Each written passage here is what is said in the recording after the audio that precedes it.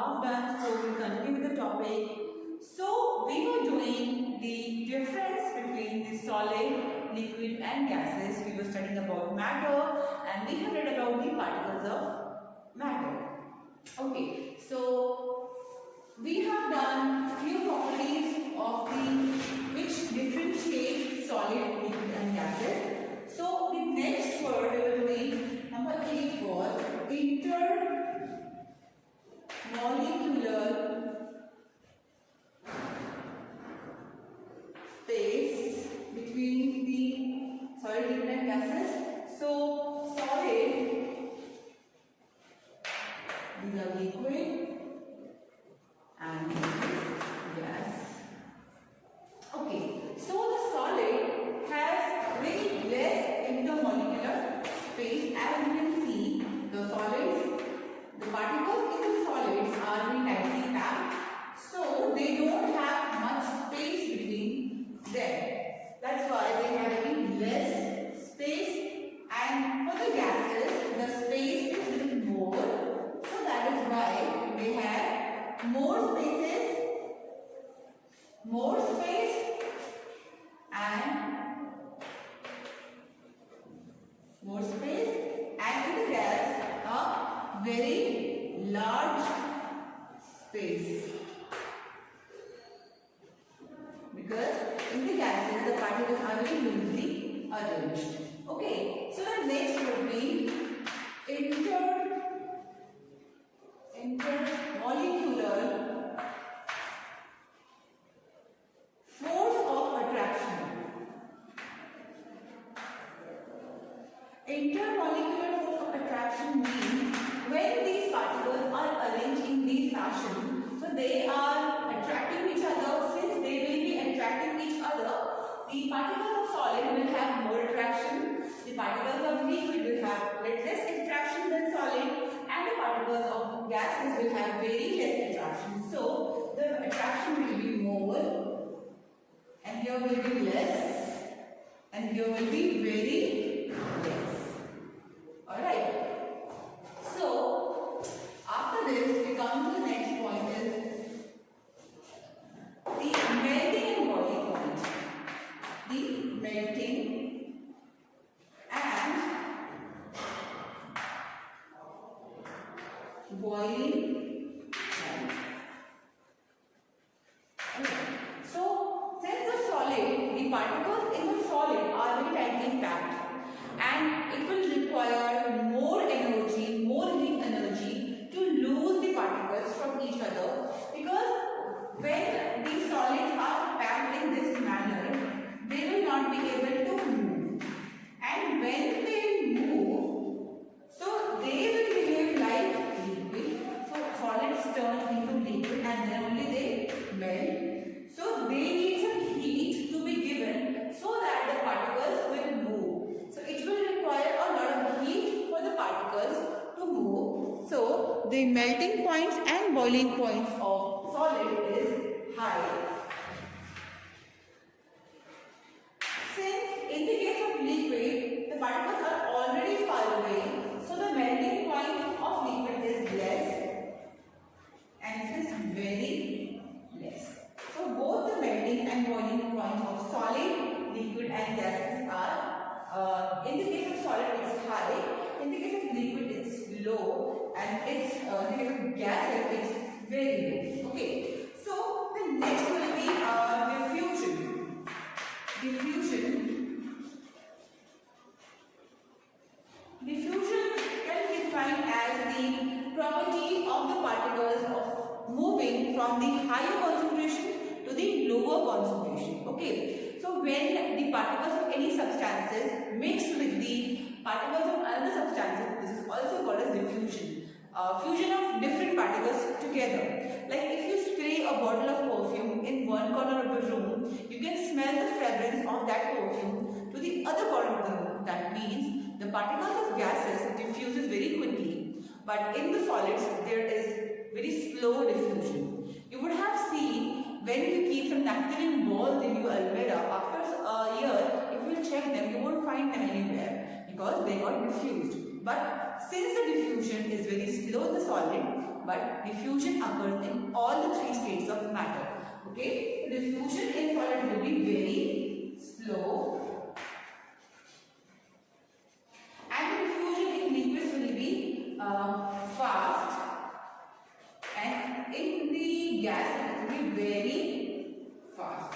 Okay, so this is the diffusion. So we have done rigidity, we have done fluidity. If we haven't, so I will be telling you once again about the rigidity we have done, fluidity also we have done, all these we have done. So what takes these solids, liquids and gases to move from one place to the another? That is the kinetic energy. Kinetic energy. Kinetic energy. Now what is this kinetic energy possessed? This is the energy possessed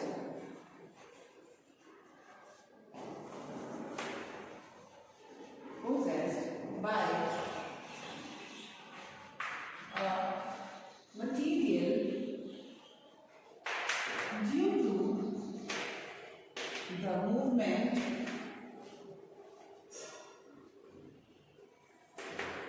of particles.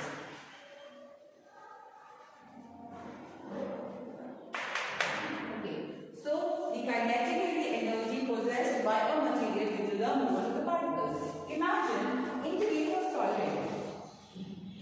of solid, liquid and gases, here the particles are very tightly packed, so they don't have much space to move, and here they have a lot of space to move, and they have a lot of space. Okay, so here in this matter, the particles don't have space to move. If they had been given the space to move, when they move, their motion causes kinetic energy. And kinetic energy again gives some energy for these particles to move further. Okay, so when we will heat it, these particles will be moving, and their movement will also produce the kinetic energy. So when the solids comes to the state of liquid, they have kinetic energy. But in the case of gases, since the particles can move freely, so they have more kinetic energy. That's why gases are free flowing. They are widespread to any extent. So they are spread everywhere because they have more kinetic energy. So the particle is moving, they will be having more kinetic energy, and these causes the other particles to move further. When we will, because we know that if we will, heat it, the solid will convert into liquid, and again we will heat it, the liquid will convert into gas. And when these gases are freezed or the temperature is reduced, so by reducing the temperature, these particles of gases will not be able to move, and when the motion will be stopped, the kinetic energy will also be reduced. You know that they will be behaving like this. So the gases will start behaving like liquid, and then the form of this matter will convert into liquid form. Again we will freeze it, or we will decrease the temperature, then again the motion will be reduced and the kinetic energy will be reduced, and then they will convert into solid. So this is how the forms of matter is converted. This is also called as the interconvertible form of the matter. Now this matter which we are studying also has certain things like temperature, because we are studying that if we are heating it and if we are freezing it, there is a change in the state of matter. So the temperature plays a very important role in this different states of matter, because this temperature is the main reason that why the matter is having in the three different states. Like matter is of solid also, liquid also, and gases also. So all these states of of matter varies because of the temperature. Change in the states of matter. So we know that the matter exists in three physical states, which is solid, liquid, and what is gas. So all these three states are interconvertible. They are interconvertible. These are the interconvertible states of matter. Now these physical states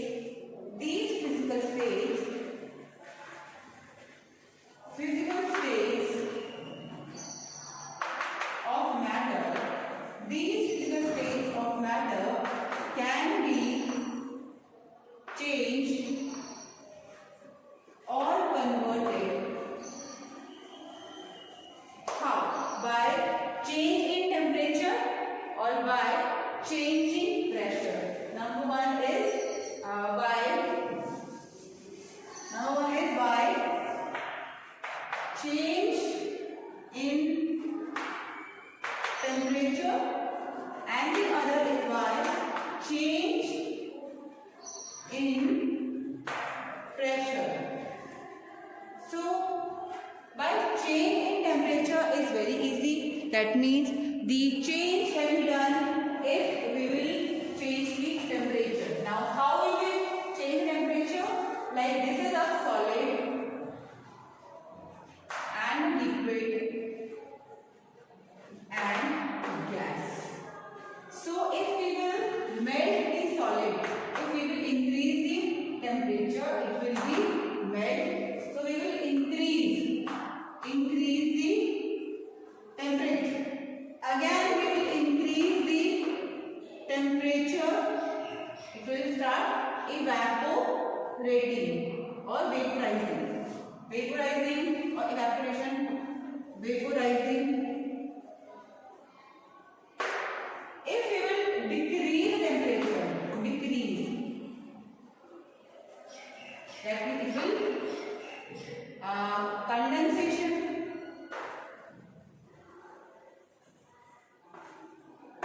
The liquid, and when we further decrease the temperature, it will freeze into solid. So by increasing or decreasing the temperature, we can convert these three states of matter. So that means the states of matter are somehow interconvertible. Okay.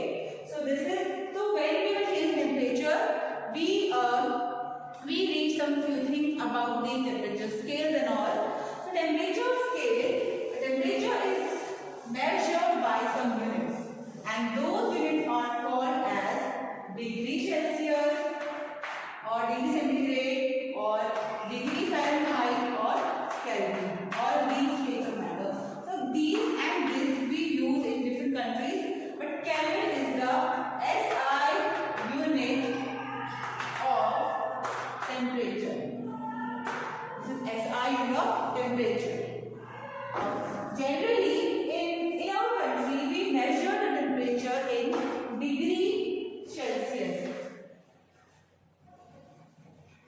Okay, so we write like degree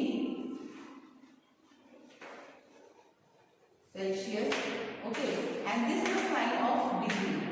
Okay, degree and C. We write like this, degree Celsius. In some countries, it is denoted by Fahrenheit or F. Also denoted like Fahrenheit. So it's also degree Fahrenheit. So both this degree Celsius and Fahrenheit can be in positive or in negative. Sometimes we say that the freezing point of water is 0 degree C. The melting point of water is also 0 degree C. It's below freezing point will be -0, melting point will be +0. Okay. So if we go below 0, it will be the negative value, like -10 degrees C, or it's like 23 degrees C. Okay. So these terms are different and they do differ in different countries. But when we do some experiment in the standard form, we take some standard terms. So a term called as Kelvin. So the SI unit of the temperature is Kelvin, which we write as capital K. It's Kelvin, which we write as capital K. There is no degree sign, no positive, no negative. Okay, and the standard melting point of water and boiling point of water in the Celsius scale is 0 degree C, like this, 0 degree C. So in Kelvin scale, what we write is the melting point is 273 Kelvin. So there is a relation between the degree Celsius and Kelvin. It's like 0 degree C equals to 273 Kelvin. So therefore, the boiling point of water is 100 degrees Celsius. It has to be 373 Kelvin. So there is a relation between the Kelvin scale. So there comes some questions where we have to convert the degree C into Kelvin. It's very simple. Like we have been given like convert minus 10 degrees C into Kelvin. So it would be because we know that 0 degree C equals to 273 Kelvin. So minus 10 degree C can easily be 273 minus 10. It will be 263 Kelvin. Okay. So in order to add conversion of degree C, 20 degree C into Kelvin, it has to be like we know 273 Kelvin is 0 degree, it will be plus 20, it will be 293 Kelvin. And the same we also convert Kelvin into, like we have been given convert 373 Kelvin into a degree C. So how will we do that? We know that the standard is degree C. 0 degree C equals to 273 Kelvin. Okay, so what we'll do? We'll do 373 minus 273 will be 100 degree C. This is the process. These will be some simple numericals which will be coming to you for this Kelvin scale or Kelvin temperature. Okay, so the shortcut of degree C which we write as the shortcut of degree C will be 27 degree C and Kelvin is okay. So you have to remember these symbols.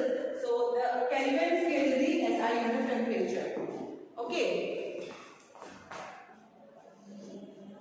So after this, the next which we will be doing is the latent heat. Okay. So latent heat is the next topic which I will be studying. In this latent heat,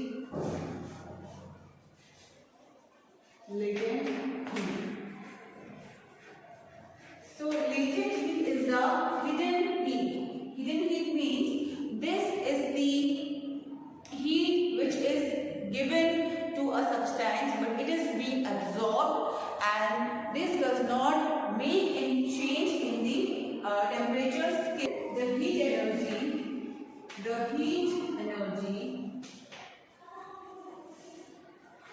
energy which is supplied to change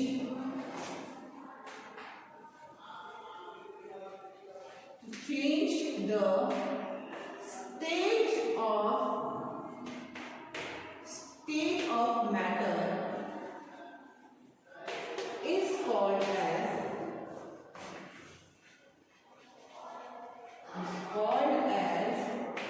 latent heat. Alright, so this is called as a latent heat, and latent heat there are two types, which is number one, which is the two types is latent heat of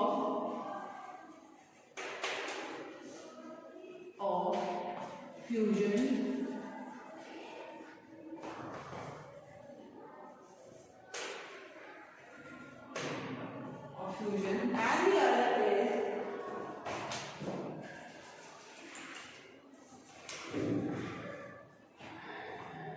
and the other is latent heat of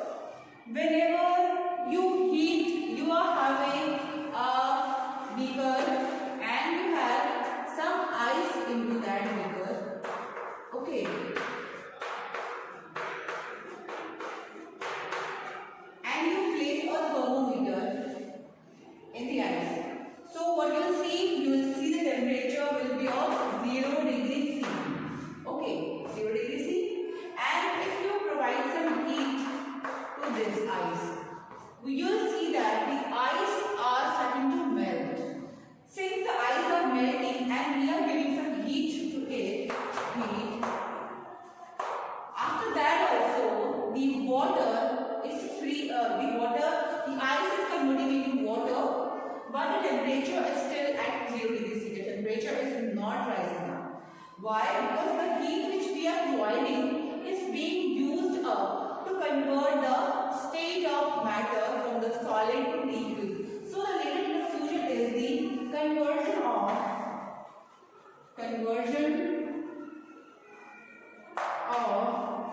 solid into liquid. It's called as latent heat of fusion. Okay, now after this, when all the ice is melt, when all the ice are melt in this water, then we will see the temperature will start rising up. It will become 10, it will become 20, it will become 100. So after when it starts reaching the 100 degrees C, we will see that the water starts boiling up. It starts boiling up. So when this water starts to boil, temperature reaches to 100. Okay, you are continuing giving heat, the water is boiling, the level of water is reducing, but the temperature will remain constant. The temperature will not move further because now the heat which you are supplying is being used up to convert this state of matter to the next state of matter, which is the gaseous state. So again, now this is called as the latent heat of vaporization. When the conversion of solid into liquid was done, that was latent heat of fusion, and when the conversion of this liquid into gaseous is being done, this is called as the latent heat of vaporization, which means that the conversion of liquid into gas. So in both the states, we are giving heat. Heat is being used up. After that also, despite of giving the heat, the temperature is being constant. So that means the heat which is being given to these things are being used up by them to convert their state of matter. That is called as the latent heat. It is a flow type which is called as latent heat of fusion, which means the conversion of solid into liquid, and the second one is latent heat of vaporization, which is the conversion of, as the definition of latent heat of fusion is the total amount of heat which is required to convert 1 kg of solid into